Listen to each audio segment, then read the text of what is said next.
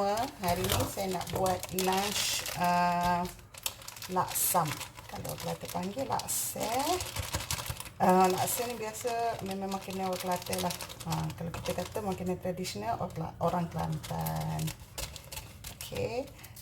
Sini saya tak buat banyak. Saya cuma buat setengah kilo tepung beras sahaja. Saya pakai tepung beras ni setengah kilo. Okey, bahan-bahan dia mudah. Sorry, lupa bahan dia. Bahan-bahan dia tepung beras dengan tepung dan air. Okey, saya pakai tepung sebab saya pakai separuh setengah kilo tepung beras. Tepung beras ni kita akan pakai 100% setengah kilo. Lepas tu kat sana saya dah panaskan air untuk kita rebus, bukan rebus, kita steam, kukus dia lepas ni. Okey, saya pakai ukuran cawan yang biasa saya pakai tu juga untuk buat kek. Ini saya pakai 1 cawan tepung gandum. Okey, 1 cawan sahaja. Lepas tu saya pakai setengah kilo tepung beras. Kalau mak saya dia tak letak tepung gandum terus. Dia cakap nanti keras. Dia orang tua dia suka yang lembut-lembut je kan. Dah. And then, sorry ya, buang sampah dah. Lepas tu saya pakai air biasa 5 cawan ni tadi. Pakai ukuran cawan tepung tadi. 5 cawan. Kalau ukuran liter dia lebih kurang 1 liter. 1000 ml.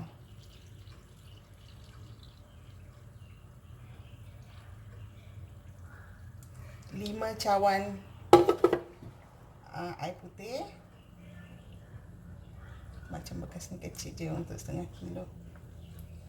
Tapi inilah bekas yang paling besar dekat rumah. Bagus tak saya? Okay, nanti next time kita beli mangkuk lain. Saya ada ini, saya ada besen hijau tu yang besar, dah ada besar lagi. Sebelum ni first time saya buat laksam sendiri. Biasa laksam mak saya yang buat. Okey. Gaul dia sampai dia rata. Biasanya dia orang kukus ataupun steam dalam tudung periuk. Kan tudung periuk saya tak adalah pula yang jenis lepe tu kan, yang tudung periuk kita dulu mak-mak kita tu. Semua sekarang kita banyak yang berkaca kan, tudung periuk, tudung kuali tu. So saya ada je periuk tu tapi tudungnya tak ada. Periuk yang macam mak-mak kita kat rumah tu yang selalu buat bubur tu kan. Tapi tudungnya tak ada. Benda ni simple dan mudah. Lepas tu kita buat kuah dia. Kuah dia sama dengan kuah laksa Kelantan. Kuah laksam pun pakai kuah ikan tu juga, kuah putih tu. Nanti kita akan tunjuk macam mana buat kuah dia. Kuah dia might be saya okey lah sikit sebab saya pernah buat kuah dia makan dengan laksa. Sebab laksa kita beli yang dah siap kan. Tapi kat sini susah nak dapat laksa yang homemade punya. Kat sini banyak laksa kering tu. Kalau laksa kering tu kita nak makan dengan kuah laksa Kelantan tak sedap.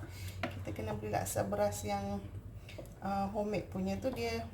Okey, bila dah sekata macam ni, lebih kurang macam ni kan. Nampak tak hari ni? Saya tak buka lampu, lupa. Okey. Kita masukkan 5 cawan ni juga air suam. Suam-suam agak panas pun boleh. Kalau tak nak guna air suam ni, satu-satu macam ni pun boleh tadi. Air sejuk tadi, air biasa tadi yang suhu bilik tu, kita sukat 5 cawan. Kenapa dia hitam-hitam ni? Saya kenakan apa? Kita sukat 5 cawan, lepas tu kita sukat lagi 5 cawan air panas. Nanti dia campur dua tu kan dia jadi suam juga. Okey, boleh juga macam tu mak saya cakap. Tapi saya ni saya asing-asingkan. Saya punya periuk dah nak panas. Macam ni je. Dia memang akan nampak macam lautan bergelora. Yang agak cair. Dia memang kena cair benda ni mak saya cakap. Kalau mak saya dia suka guna tangan, nanti dia cakap ajar bila kita masukkan tangan kita, dia macam kita pakai bedak yang kita nak scrub tu je, tak terlalu tebal, macam lekat-lekat je kat tangan kita macam ni kan. Dia dah. Nanti yang rumit untuk saya, mak saya untuk first starter, kita masih tak tahu nak anggarkan nak letak dalam loyang sebab saya pakai loyang. Tapi untuk starter, kalau kat rumah tu ada tudung periuk macam ni. Jap. Nak buka dia mati pula. Apa ni saya tunjuk periuk tu? Periuk yang lama kita, yang mak kita punya periuk cap buaya dia tu. Kacau lauk putih kita ni. Lautan putih kita ni. Biar semua sebati. Okey ya kan? Anak saya cakap, mama hari ni kenapa? Tak adalah. My husband tak dekat rumah, so saya nak buat simple sangat. Dia biasa laksam, dia tak suka laksam Kelantan. Tapi dia makan lah, dia tak berapa sangat. Dia cakap macam, mungkin kuah tu kita buat daripada ikan. Sudah agak hanyir kot mungkin bagi dia. Tapi kami orang-orang Kelantan suka kalau laksa, ya Allah, laksa Kelantan saya boleh makan berpinggan-pinggan, sekejap makan lagi, lepas tu nak makan lagi, sebab dia macam tak kenyang kita makan tu. Itulah bahayanya kan, dah tak ada diet dah. Okay, bila macam ni, tangan make sure bersih Masih saya celup, cara formula dia celup, dia lekat-lekat macam tu je InsyaAllah jadilah tu. Macam kita pakai bedak sejuk tu kan, saya tekatkan. Saya pun, kita percubaan sama-sama ya. Orang yang PKP nak belajar masak ni. Nampak? Dia macam lekat tak lekat je kat tangan tu. Okey. Ni tangan kita tanpa kita letak benda ni. Okey. Sebelum kita celup Ni tangan saya. Bila saya celup ada melekat macam tu je. Kita dah mendidih. Okey, ini sukatan untuk saya cuba dalam loyang yang saya akan pakai nanti. Kalau kita try and error ketebalan dia tu. Mungkin satu sodip je. Saya akan pakai satu loyang ni dan satu loyang agak besar. Saya cuma ada 2 loyang ni je untuk buat kuih, merebus. Kalau betul-betul periuk. Okey, tapi sebelum kita nak masukkan lautan putih kita tu ke dalam periuk untuk buat lasam, kita perlukan minyak dan untuk sapu kat loyang supaya nanti tepung yang bakal kita masak tu nanti bila kita nak take out dia daripada loyang ni tak melekat. So kalau tak ada brush pun tak apa, pakai tangan ataupun pakai tisu. Okey, saya sapu. Kalau kita periuk kukus tu ada 2 tingkat ke 3 tingkat, dan loyang kita tudung periuk ataupun loyang kita banyak, boleh sekaligus masak dia. Okey. Okay, air kita dah mendidih. Panas. Masukkan loyang pertama kita. So saya cuba masukkan lautan putih yang kita adun tadi dengan satu. Ini loyang saya yang ini agak besar. Okay. Satu sendok ni dulu. Bismillahirrahmanirrahim. Okay. Ini loyang besar ni saya masuk 2 sendok.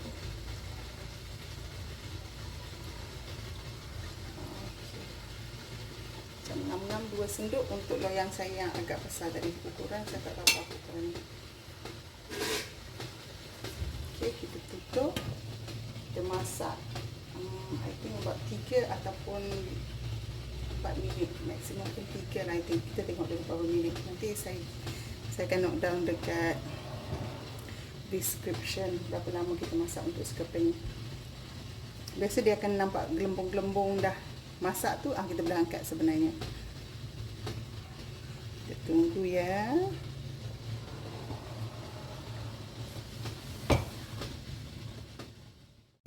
Okey. Ni saya masak, saya rasa lebih kurang 1 minit sahaja. Kita punya tu dah nampak masak. So saya rasa just 2 minutes paling lama untuk sekeping tu. Kalau saya punya loyang lah dengan keadaan api memang saya pakai penuh besar. Yang pertama kita dah masuk, sekarang kita masuk dalam yang kedua dan saya nak masukkan adunan kita. Sebelum nak masuk tu kacau juga, takut dia punya kat dulu kat bawah kan. Yang ni saya rasa 1,5. Saya punya ni loyang kecil sikit yang ni.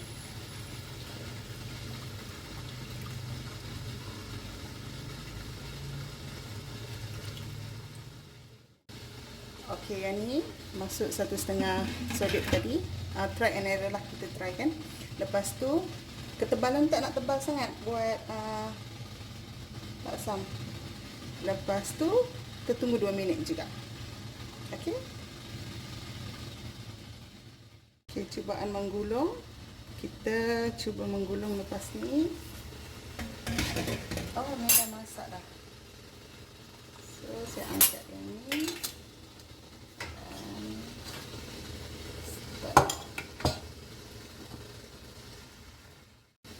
Okey, kita cubaan menggulung.